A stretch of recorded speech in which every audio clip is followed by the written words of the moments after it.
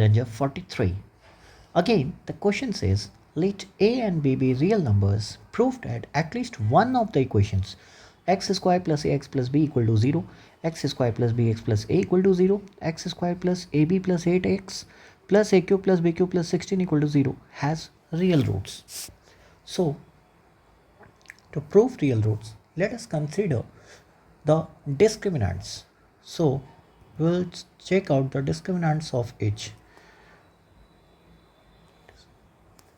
Discriminant, yeah, so discriminant of each, say delta 1, for the first one will be a square minus 4b, for delta 2 it will be b square minus 4a, for delta 3 it is equal to b square, that is ab plus 8 ka whole square minus 4 into a cube plus b cube plus 16.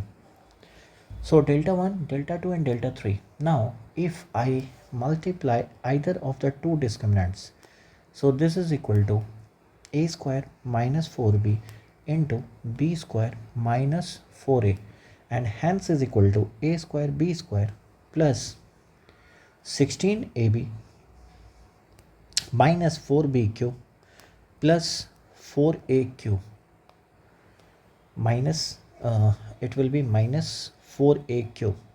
So that is also equal to, if I say ab plus 8 ka whole square, why I have added 64, so I need to subtract 64 also, minus 4b cube plus a cube plus 16, and hence is equal to delta of 3, that is discriminant third. Now if I say prove that at least one of the equations has real roots, if I say both have imaginary roots, then delta 1 and delta 2 both will be negative.